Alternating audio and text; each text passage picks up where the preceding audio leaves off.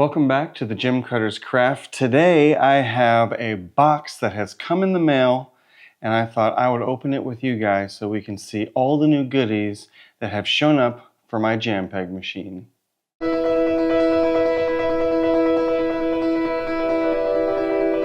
So if you've been following my channel for the last 6 months or so, you probably might have heard me talking about learning a brand new style of gem cutting and using a brand new type of machine, which is the FRALAP Jambpeg machine that is made right here in France.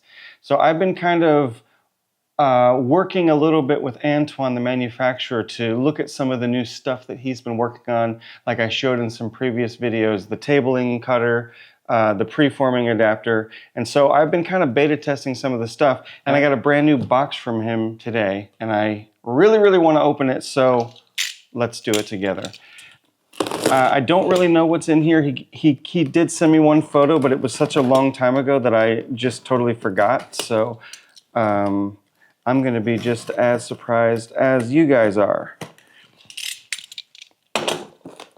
So I've been cutting with this machine for about 6 months, and I've been really enjoying it. I think I've cut about 20 stones so far, and I'm excited to see in what ways this machine can be improved. Okay, this looks interesting. Whoops, okay. So I think I've got an idea about what this is, but let's see what else we got in here. This is some new dops. These are not part of the new goodies.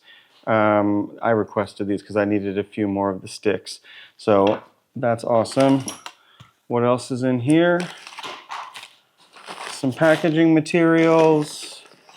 And what do we have here? Yeah, that looks to be about everything from the box.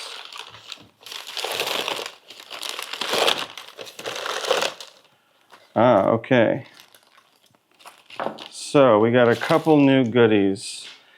In my review video of the FRALAP, one of the things that I said was the weakest link was the water drip tank. It's kind of like just a thin plastic jug that just didn't work very well. So this looks to be a superior replacement. It looks like we're looking at 3D printed parts here, so I don't know if this is a prototype or the final thing, but looks like we can try it out. And yeah, one of the other things that I told him was that the actual mechanism for using the drip didn't work very well. I've since switched mine over to like an antique absinthe dripper type thing, but I don't think I'm normal for doing that. So this is probably more likely something that most people would want to use, and it looks to be pretty cool. So we've got a valve here that's going to let the water that's in here drip out of here. So this is pretty much exactly what I was imagining. I use a valve like this. I get replacement ones off the internet and put them on all my machines because I like to have the control of this kind of a valve. So this looks to be pretty cool. And then this mounts onto the machine, I guess, with this. And then this can remove for cleaning or refilling or whatever. That's a pretty good idea. Okay, so we're going to install these in just a minute, but let's see. So this looks to be, I'm assuming, let's look at the splash guard for the machine real quick.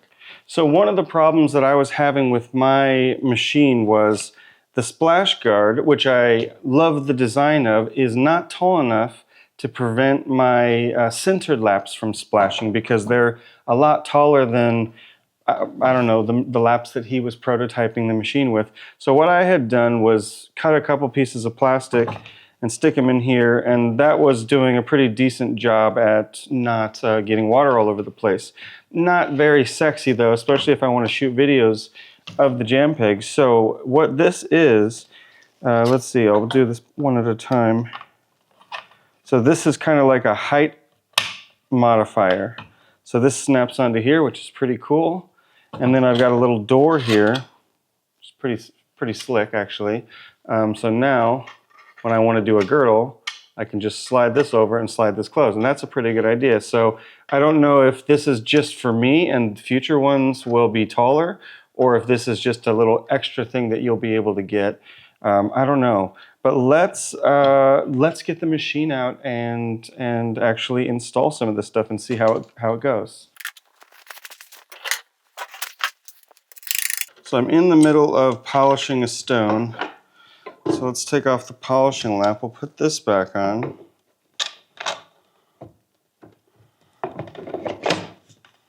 And now this thing just sits right in here, and it just gives me that little bit of extra height that I need to keep the water out. That's cool, but what I'm more interested in is putting this on.